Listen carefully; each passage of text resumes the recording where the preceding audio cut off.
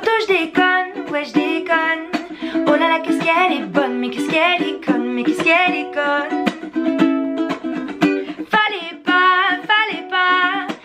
pas tout donner, fallait pas.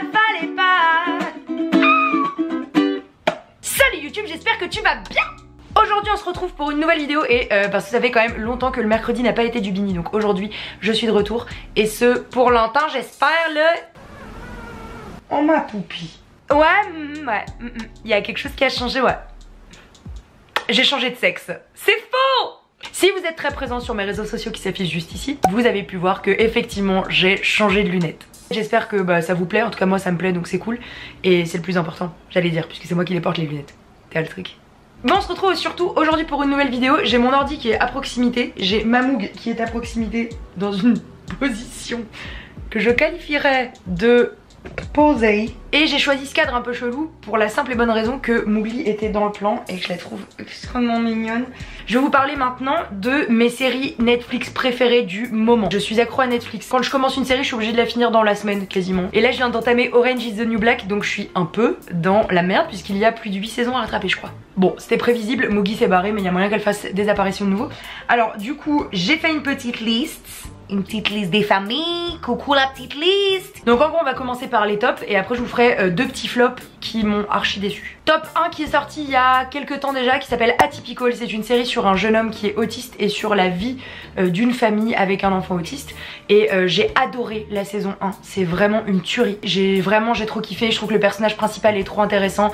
Je trouve que tout est très intéressant dans cette série et les acteurs sont très bons. Donc je vous conseille de la regarder. De toute manière je regarde toutes les séries en VO, mais je vous conseille vraiment de la regarder en VO parce que le jeu de l'acteur principal est trop bien. Ensuite, on passe aux indémodables. Donc les indémodables, il y a Riverdale. Riverdale, super série. C'est en gros la vie d'une ville qui s'appelle Riverdale et plein d'histoires qui s'entremêlent, le collège, le lycée. Alors moi j'ai trouvé ça cool parce que j'aime bien les trucs un peu teen movie, teenage, machin. Je pense qu'il y a un âge où on kiffe plus et du coup ça fait plus plaise. Mais je trouve que les images sont très belles. Et par contre, je sais pas si vous êtes d'accord avec moi, mais Riverdale, je trouve ça un tout petit peu abusé dans le sens où c'est que des lycéens et tous les lycéens ont un impact de ouf sur toute la ville. Genre le journal du lycée est lu par la planète entière, visiblement même le maire, alors que bah moi dans mon lycée perso c'était pas ça du tout. Dans mon lycée perso c'était plutôt ah t'es au journal du lycée. Hello darkness my old friend. Visiblement c'est cool, ça rend peut-être le fait d'avoir un journal du lycée très cool, donc tant mieux. C'est assez ouf, voire même abusé de voir à quel point ces lycéens ont un impact sur la vie de leur ville, là où moi dans ma ville tout le monde s'en battait les steaks. Par contre pouce bleu si t'es vraiment in love de Archie. Voilà, moi j'avoue que Archie c'est mon petit préf. Dans le même genre de série dont on a grave entendu parler et qui a fait beaucoup de bruit sur Netflix, il y a 13 Reasons Why qui est ni plus ni moins que l'histoire d'une jeune fille qui s'est fait harceler qui s'appelle Anna et qui s'est malheureusement suicidée. Et en gros elle dépose des cassettes et chaque épisode est une cassette qu'elle a déposée en post-mortem un petit peu. Donc est-ce que j'ai bien expliqué la série? Je ne sais pas, mais en tout cas il y aura tous les résumés des séries dont je parle en barre d'infos. C'est une série très intéressante, moi j'ai beaucoup aimé le sujet. Il y en a beaucoup qui ont condamné le fait que Anna se soit suicidée. Je sais pas trop quoi en penser à vrai dire, j'ai juste passé un bon moment à regarder les épisodes, bien que la saison 2 soit très dure psychologiquement, les images sont très fortes. La saison 1 il y a des épisodes que j'aurais pas mis, que je trouvais un petit peu useless comme on dit dans la famille. Mais dans l'ensemble j'ai passé un très bon moment à la regarder et j'ai tout bouffé en quelques semaines. Voilà. En autre série il y a Casa de Papel, Casa del Papel, Casa de Papel, Casa de Bella Ciao, Bella Ciao. J'attends ton retour, oh Bella Ciao, Bella Ciao, Bella Ciao, ciao, ciao. On ne remerciera pas Casa de Papel d'avoir créé et engendré un milliard, voire une tonne de reprises plus que... Mais on les remercie d'avoir fait une série qui est quand même plutôt chouette. C'est l'histoire d'un braquage de plusieurs braqueurs qui vont créer le casse du siècle dans l'hôtel de la monnaie en fait, hein, tout simplement. En Espagne. Donc c'est tout en espagnol et la version originale est très intéressante parce que du coup ça permet de pratiquer l'espagnol. Donc moi Casa de Papel j'ai kiffé, il y en a beaucoup qui me disent ouais je trouve qu'en termes de réal, machin, moi j'ai pas de compétences de réal, j'ai juste la compétence de quelqu'un qui kiffe regarder Netflix et qui se dit que c'est une bonne série. Le truc c'est que moi j'ai pu bosser pendant que j'ai regardé la série. Genre j'étais en train de faire du montage ou des conneries. J'ai passé un bon moment, non j'ai vraiment kiffé, étant une grande fan de tout ce qui est Hannah Montana etc, et je l'assume les gars, j'adore les trucs un peu Disney Channel. Il y a une super série en ce moment qui est sur Netflix, c'est Alexa et Katie. En gros c'est l'histoire de deux copines qui sont au lycée, une qui est atteinte du cancer et l'autre qui va la soutenir dans cette épreuve d'arriver au lycée et d'être atteinte de cette maladie là.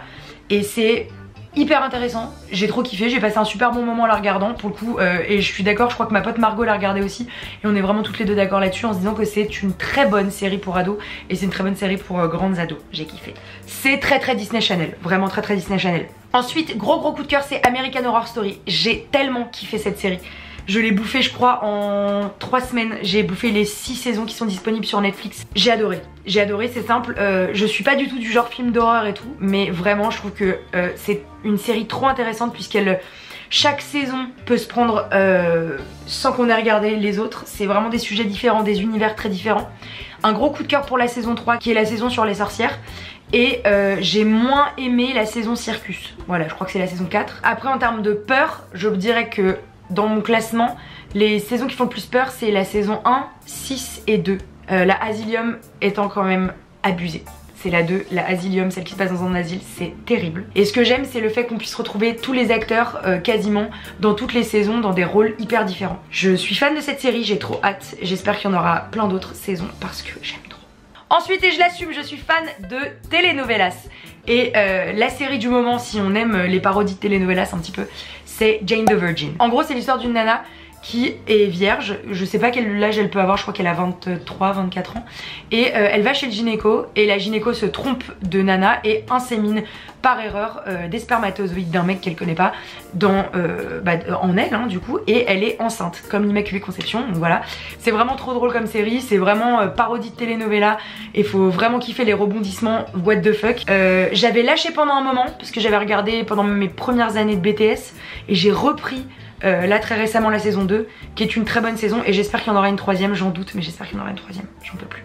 Donc fan intégral de Jane the Virgin. Ensuite je vous liste rapido 3 coups de cœur Netflix que j'ai eu et qui sont vraiment archi chouettes.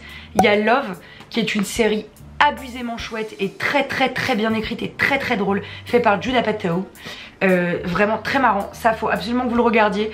Ça se regarde, c'est des petits épisodes courts comparés aux autres dont je vous ai parlé qui sont des épisodes qui sont plutôt longs. Là c'est vraiment petite série qui se mange sur l'instant, c'est trop cool. Les persos sont géniaux, tout est cool, l'univers, tout, j'aime trop cette série, très marrant. Autre coup de cœur, Santa Clarita Diet avec Drew Barrymore, puisque Drew Barrymore avec Meryl Streep est une de mes actrices préférées, et Nicole Kidman, et plein d'autres actrices en fait, mais c'est Drew Barrymore j'aime trop. Santa Clarita Diet, gros coup de cœur, série complètement what the fuck, avec des zombies, mais qui sont dans la vie réelle. C'est vraiment drôle, les petits épisodes, on kiffe, on aime, c'est bien foutu, on adore, enfin moi j'ai adoré. Et ensuite mon gros coup de cœur de la saison de l'année de je sais pas quoi, c'est Queer Eye, les gars, Queer Eye, le feu. Queer Eye, série feel good à mort. C'est pas une série, c'est comment on appelle ça? Nous à l'époque on avait les queer en France et là eux ils ont Queer Eye, donc c'est une... En gros ils ont remis au goût du jour 5 mecs qui sont homos et qui vont donner leur œil de relooking pour des mecs qui sont américains typiques quoi. Vraiment t'as un mec qui était pro-Trump et tout, donc c'est assez drôle parce que les épisodes sont tous très émouvants. Enfin tous, en tout cas pour beaucoup très émouvants et c'est très américain et c'est... Enfin franchement on adore. Checker parce que c'est vraiment du bonheur et de la bonne humeur. Et il y a la saison 2 qui arrive et je n'en peux plus. Mon petit préf étant Jonathan Van Ness, je le trouve démente. Il est génial. Et Anthony, qui est ma petite passion aussi. Et je terminerai cette vidéo par 2 flops. Crazy Ex-Girlfriend, j'ai été hyper déçue. Le concept était fait pour me séduire. Genre c'est une série trop cool, drôle, avec des chansons drôles. Le concept est trop cool. Sauf qu'au bout d'un moment je trouve qu'on se lasse un petit peu de la mécanique et j'ai pas réussi à accrocher vraiment plus et je crois que je me suis arrêtée en plein milieu de la saison. C'est jamais très bon signe. Et alors là le flop international c'est Lady Dynamite. J'ai pas du tout accroché. Je pensais que ça allait être trop cool, j'ai été archi déçue. Voilà. On va pas se focal sur les flops mais en tout cas il y a quand même beaucoup de tops sur Netflix. Je trouve que c'est vraiment une plateforme trop chouette. Je ne suis absolument pas payée par eux, mais il y a des documentaires trop cool, les séries sont trop cool et il y a aussi des séries que je mate et que je matais avant, genre New Girl, trop cool de la voir là, Friends, trop cool de la voir là aussi. Donc voilà. Donc voilà, j'espère vous avoir donné des petites idées un peu cool pour vos futures soirées Netflix.